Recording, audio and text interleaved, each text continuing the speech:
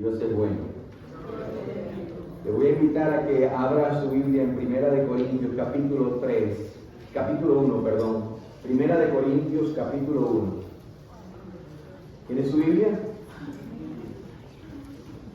Recuerde poner el teléfono en modo silente, especialmente ahora que vamos a escuchar la palabra de Dios.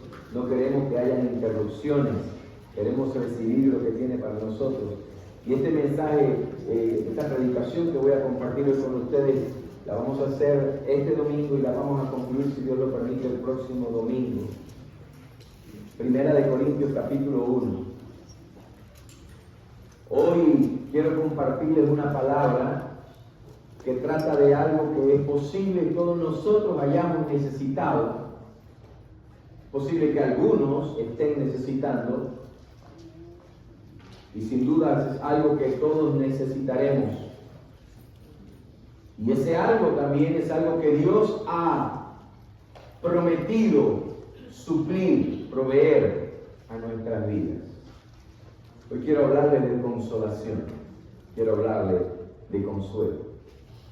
Todos lo necesitamos en algún momento de nuestras vidas, o lo necesitaremos. Verso 3 del capítulo 1 de Primera de Corintios dice, Segunda de Corintios, bendito sea el Dios y Padre de nuestro Señor Jesucristo, Padre de misericordias y Dios de toda consolación, el cual nos consuela en todas nuestras tribulaciones, para que también podamos nosotros consolar a los que están en cualquier tribulación, por medio de la consolación con que nosotros somos consolados por Dios. En mi vida he conocido personas de diferentes generaciones, y conozco familias de diferentes generaciones, y obviamente familiares míos cuyas generaciones antecedieron a la mía. Mi abuela materna fue una de ellas. Mi abuela materna, con la que viví por muchísimos años, gracias a Dios, nació el 25 de marzo, en principios de los 1900, y mi abuelo, su esposo, Carmelo Bernardino Valle Quintana, de quien heredé el nombre, no con mucho gusto, Carmelo, pero hoy agradecido. Nació también en la temprana década de los 1900. Y esa fue una generación bastante interesante. En general, la sociedad de principios del siglo XX tendía a ser más reservada o muy reservada en cuanto a las emociones y a la comunicación abierta de sus emociones, de temas difíciles. La mentalidad de la época estaba más bien orientada hacia la fortaleza emocional y la capacidad de no dar a conocer o no proyectar una imagen de que soy débil, sino que soy una persona fuerte, no demostrar debilidad. Por eso a los niños se les mantenía generalmente excluidos de conversaciones importantes, de decisiones, especialmente si tenían que ver con temas difíciles. La autoridad parental era más importante expresarla que las emociones. Lo más importante no era ser afectivo, necesariamente era ser autoridad. Y tan importante era la autoridad y el respeto que, mirándolo con los lentes de nuestro tiempo, podíamos equivocarnos y pensar que no tenían compasión, que eran duros, pero no necesariamente era así, eran otros tiempos. El miércoles pasado compartíamos en el estudio bíblico que la generación X se conoce, entre otras cosas, como la generación fatherless generation, generación sin padre. No necesariamente porque para esta generación papá no estaba en casa, sino porque principalmente debido a la acelerada introducción y brusca introducción de la tecnología, los medios sociales, redes sociales y todas estas cosas, Se perdió mucho de la conexión y la intimidad de los padres con los hijos con los padres. La generación Z creció inmersa en la tecnología digital desde una temprana edad. Son expertos en el uso de dispositivos electrónicos, y usted y yo si usted tiene alguno en casa sabe que son expertos en el uso de los electrónicos, de las redes sociales, y eso cambió dinámica y significativamente la forma en que se comunican, no solamente entre ellos, sino aún con sus padres. Por ejemplo, a veces mi esposa y yo estamos en casa, en nuestro cuarto. Marcos está en su cuarto y tiene que decirnos algo, y él no viene a tocar en la puerta. Él manda un mensaje por WhatsApp. Así de lejos que está. Son expertos, aunque se aceleró el uso de las comunicaciones y las redes sociales, algo positivo hasta cierto punto, eso no necesariamente mejoró la conexión íntima en el hogar entre padres e hijos. Ahora, ¿por qué hago esta introducción? ¿Cuál es el punto? Bueno, porque la verdad es que donde no hay relación, conexión profunda, no hay intimidad profunda. Y no puede haber una relación profunda si no compartimos nuestras debilidades, si no compartimos nuestros desafíos, si no compartimos nuestras luchas, si no compartimos nuestro corazón. Si la gente, por ejemplo, piensa que estamos bien todo el tiempo, que estamos de maravilla todo el tiempo, eso es un problema. Si usted piensa que yo siempre estoy bien, que siempre estoy contento, que siempre soy jocoso, que siempre ando saltando, danzando, hay un problema en eso. Porque la verdad es que no siempre estoy así. La verdad es que muchas veces uno no quiere ni estar cerca de gente que finge estar bien todo el tiempo. Y si no me cree que hay gente que finge estar bien todo el tiempo de maravilla, lea unos cuantos muros de Facebook hoy cuando llegue a su casa. A veces necesitamos escuchar a alguien decir algo tan sencillo como: no estoy teniendo un buen día, no estoy pasando por un día bueno. Para mí eso es más real, es más humano, es más genuino que el andar siempre pretendiendo que todo está bien con tu selfie en Facebook. La realidad de la vida es que en este lado de la eternidad vamos a enfrentar luchas, desafíos, dificultades. No siempre, pero vienen en el paquete de la vida. Si no te lo habían dicho ni te habías dado cuenta, te lo estoy anunciando. Y cuando leemos la segunda carta a los Corintios, notamos que el apóstol Pablo está enseñando a aquellos cristianos y les está exhortando a ser auténticos en cada aspecto y en cada área de su vida. Yo creo que una de las trampas más grandes en las que nosotros caemos es la de pretender que no existen experiencias dolorosas, que no existe el quebranto en la vida del creyente. Eso crea una actitud, no sé, un comportamiento, un falso sentir de bienestar, crea eso, un falso sentir de bienestar en nuestra vida que es contraproducente, no produce cosas buenas. El quebrantamiento es parte integral de la vida. Negar ese tipo de experiencia incluso puede llegar a ser un obstáculo a nuestro crecimiento espiritual, a nuestro crecimiento como individuos, a la sanidad de nuestra alma, de nuestras vidas, a la restauración de lo que Dios quiere hacer en nuestras vidas. Y sin duda nos impide muchas veces conectar con otros íntimamente, genuinamente, profundamente. Desde que fui hace unas semanas atrás a la montaña, en el testimonio que le compartí, Dios ha estado tratando conmigo en relación a esto. Y puedo decirle que si hay algo que puede ser muy saludable para la iglesia, para cualquier iglesia, es saber y es escuchar a su pastor hablar de sus propias luchas y de su propia experiencia de quebrantamiento. Lo sé no solamente por experiencia, lo sé porque en 2 de Corintios nosotros vemos el corazón pastoral de Pablo. Pablo, teólogo reconocido, y cuando pensamos en Pablo pensamos en teología a niveles elevados. Pero en esta epístola, en esta carta, lo vemos siendo un pastor honesto, abierto en cuanto a su propio quebrantamiento. Vemos a un pastor ser transparente con las ovejas.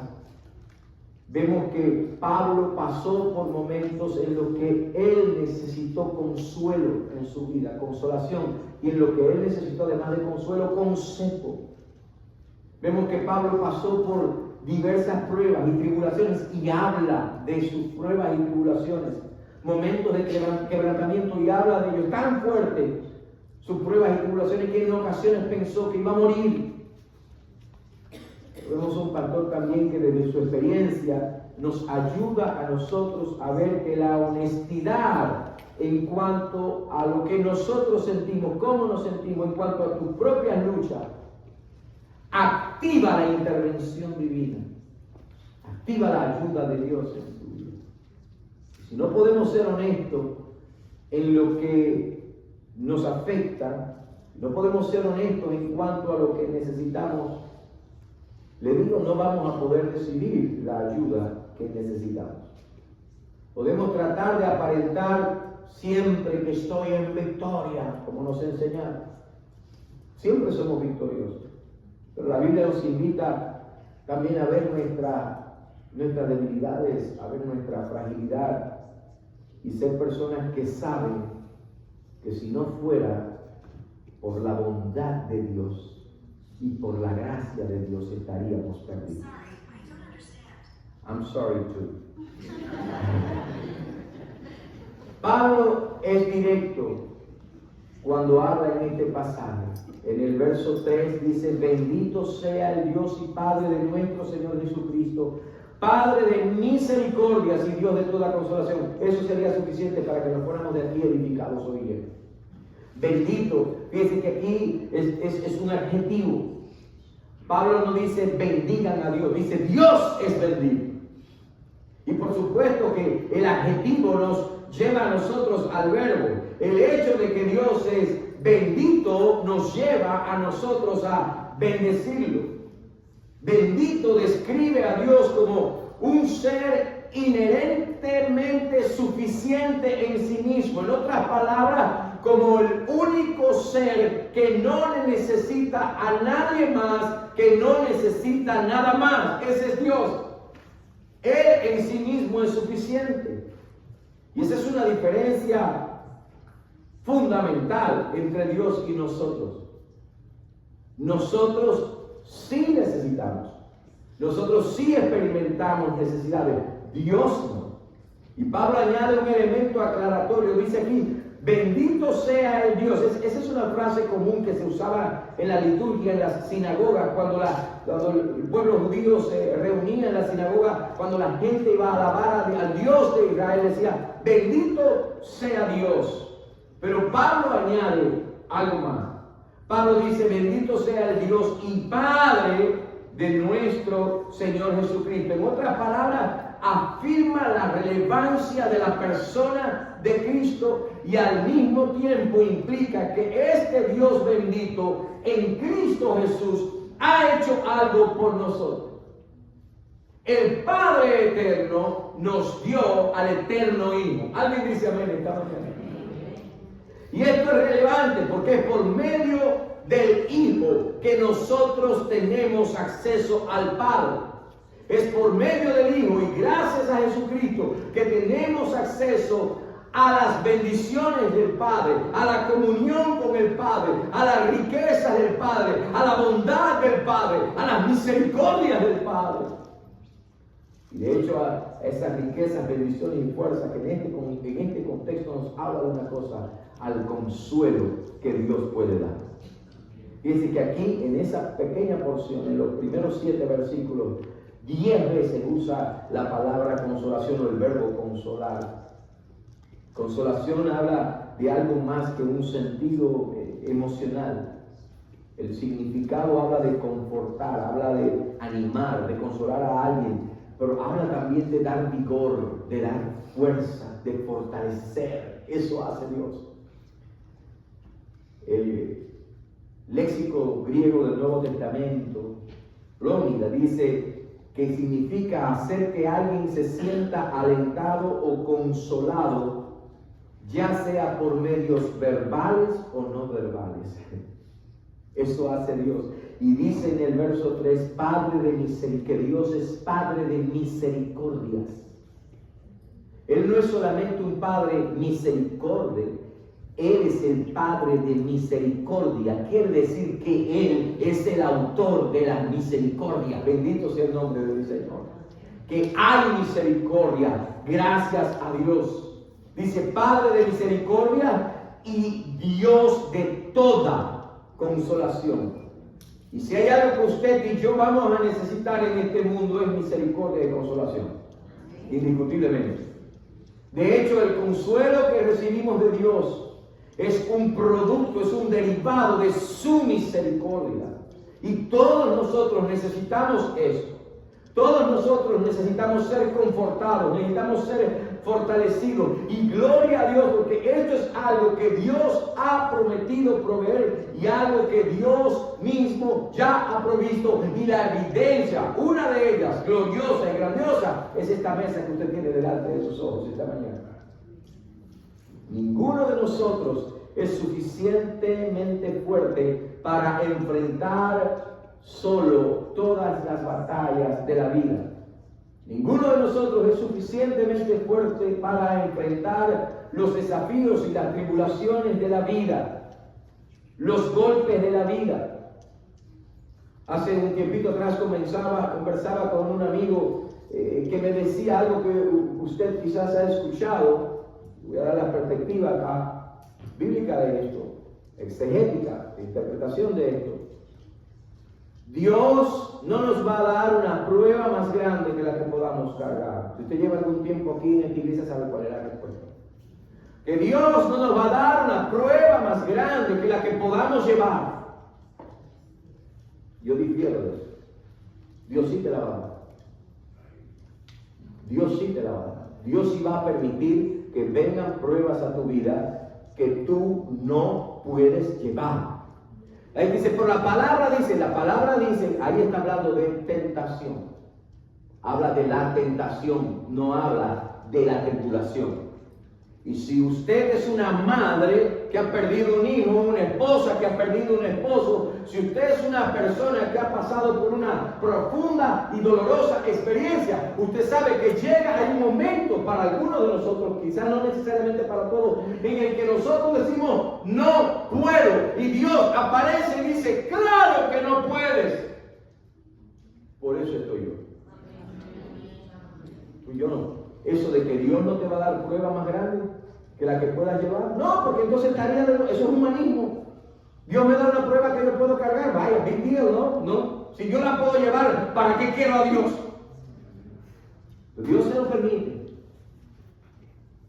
Ninguno de nosotros es suficientemente fuerte para asimilar victoriosamente todos los problemas, los golpes de la vida. Es por eso que nosotros necesitamos a Dios, la misericordia de Dios y el consuelo de Dios. Necesitamos a Dios para recibir fuerza y vigor. Y es por eso que la palabra aquí tiene más que un sentido emocional cuando habla de consuelo.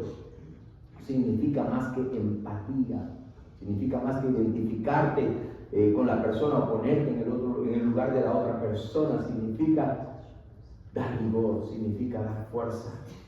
Dios no es solamente alguien que sabe lo que sentimos, que entiende lo que sentimos, es más que eso. Dios es quien viene a nuestra vida, viene a nuestro lado para darnos la fuerza y para darnos el vigor cuando lo necesitamos en la vida. Recuerdo que en mi clase de bautismo con Christopher, y hay un testimonio tremendo en la vida de este muchacho que su mamá, Rafael, han compartido acá en la iglesia. Estuvo hospitalizado en una situación bien delicada. un buen tiempo. Y cuando yo estaba en la clase de bautismo con él, estábamos hablando acerca obviamente de Dios, el conocimiento de Dios, el entendimiento de que Dios es. Yo le dije, Christopher, ¿cómo tú sabes que Dios es real? ¿Cómo tú sabes que Dios es quien la Biblia dice que es? Y Christopher me dijo, mire la profundidad de la teología de un muchacho, ¿qué edad tiene Chris? 15, ¿no? 16 años. Un muchacho de 16 años. Que nosotros decimos, no, que los muchachos, no se les puede dar estudio bíblico profundo porque los muchachos, siéntese con uno. Yo le voy a decir a usted que la lección más práctica y visual de la Trinidad, por ejemplo, ¿cuántos de ustedes, si quisieran saber por qué Dios es trino, cómo se entiende la Trinidad, usted le preguntaría a un niño de 5 años? ¿Cuántos ustedes verían? Casi probablemente ninguno de nosotros. Y yo aprendí de la Trinidad de un niño de 5 años. El hijo del pastor Daniel Casanova. Yo era maestro de niños. Hombre, anímate, que los hombres podemos enseñar a los niños y debemos enseñar a los niños. Eso no es cosa de las hermanas nada más. Y yo estaba queriendo ilustrar a los niños con palabras de niños que era, la eternidad de Dios. Ese es el concepto. La eternidad de Dios. Ese es el punto. Y estaba buscando alguna ilustración que el niño pudiera entender que Dios es eterno. ¿Cómo usted se explica a usted mismo la eternidad? Ahora, ¿cómo se le explica a un niño de 5 años? Y Jonathan Casanova levantó la mano y dijo, yo sé lo que es la eternidad. A ver, Jonathan, ¿qué es la eternidad? Dice, la eternidad, algunos de ustedes van a recordar este comercial, dice, es como el conejito de Energizer, que keeps going and going and going and going. Tremendo. Y le pregunté a Christopher, dime, ¿qué evidencia? ¿Cómo puedes tú creer que Dios existe, la existencia de Dios? Y él me dijo, yo sé que Dios existe, porque cuando yo estaba en el hospital, yo oré y él me oyó. Alabado sea el nombre del Señor. Bendito sea el nombre del Señor. Y salió del hospital. Y aquí lo tenemos hoy en la sala del bautismo, sirviendo al Señor Jesucristo. Yo sé que Dios existe. Dios existe. Porque cuando estaba en el hospital muy enfermo, yo hablé con él y él me escuchó. El Señor Jesucristo llamó al Espíritu Santo el Consolador. No solamente viene con sentimientos y emociones, no solamente con empatía, sino que Él viene con fuerza, viene con vigor. Él es quien nos infunde fuerza y nos infunde vigor. Esta mesa es el testimonio, parte del testimonio, es la evidencia de que Dios tiene toda intención de impartir a tu vida fuerza y vigor. Por eso quiero invitarte a que te pongas de pie esta tarde. Te quiero dejarte con esta palabra en tu mente y en tu corazón. A modo de introducción, hay mucho que necesitamos saber del Dios de toda consolación, Padre de misericordia. Por eso, te voy a invitar a que estés aquí el próximo domingo. Aquí solamente te estoy dando la introducción, una invitación de un pastor con un corazón genuino. Pablo, no estoy hablando de mí. Un corazón transparente, diciéndole a creyentes del primer siglo, sean genuinos, sean transparentes, no pretendan, no finjan. El quebrantamiento es parte de la vida. El dolor, las experiencias, las tribulaciones es parte del paquete de la vida. Y ustedes van a poder experimentar cuán grande es Dios, cuán poderoso es Dios. No cuando vivan una vida carente de tribulaciones, no cuando vivan una vida pretendiendo no quebrantarse ni tener experiencias dolorosas, sino cuando en medio de las tribulaciones y a pesar de las tribulaciones, cuando tu corazón está quebrantado en esa prueba, en ese desafío que no puedes cargar, que no puedes soportar, experimentes que Dios es el Padre de misericordias y el Dios de toda consolación. Y que esa misericordia y consolación están disponibles, están accesibles. Gracias al Señor Jesucristo. La evidencia de que Dios está interesado en salvar tu vida, perdonar tus pecados, darte vida eterna e impartir a tu vida fuerza y vigor. Vamos a orar. Padre, gracias esta mañana por tu palabra, gracias por todo lo que hemos vivido acá en este día. Gracias por Chris, Dios, Christopher, Lacer. Señor, hoy en el nombre de Jesús nosotros celebramos este importante paso de fe en su vida y te agradecemos, Dios, porque Él ha confesado su deseo de servir por el resto de su vida al Dios al cual Él le habló y le escuchó. Aleluya. Ayuda a este joven, ayuda a todos nuestros jóvenes a crecer en comunión contigo, en compromiso y entrega a tu persona, Dios. Gracias, Padre, porque este muchacho, su familia, hoy dan testimonio de que tú eres el Dios de toda consolación. Porque aun cuando ellos pasaron junto con Cristo por el momento, por el tiempo desafiante de la salud, ellos pudieron experimentar tu consuelo y tu misericordia. Y por eso hoy celebramos su bautismo también, porque Él puso su fe en ti, Señor Jesús. Gracias, Dios, por esta verdad. Gracias por esta realidad. Ayúdanos, Señor, a ser genuinos. Señor, que no nos tengamos que sumergir tampoco ni vivir en una continua experiencia de autoconmiseración y derrotismo, pero que podamos ser genuinos y transparentes, especialmente delante de tu presencia. Que reconozcamos la necesidad que tenemos de ti en nuestra experiencia, en nuestro dolor, para reconociendo nuestra necesidad, experimentar tu gracia, tu misericordia y tu presencia restauradora que da fuerza y vigor, consuelo. Padre, gracias por este pueblo.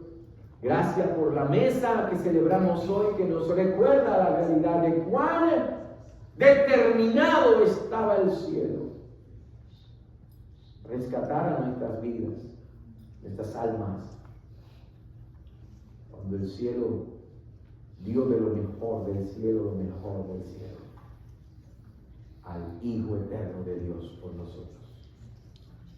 Gracias por tu presencia ahora. Y te pido, Dios, que ahora la gracia de nuestro Señor Jesucristo, el amor de Dios y la comunión del Espíritu Santo sea con cada uno de los aquí presentes, con cada hogar aquí representado y con todo el pueblo de Dios, ahora y por los siglos de los siglos. Amén y amén. Dios le bendiga, Dios le guarde. Vaya en paz, lo esperamos el miércoles y el próximo domingo.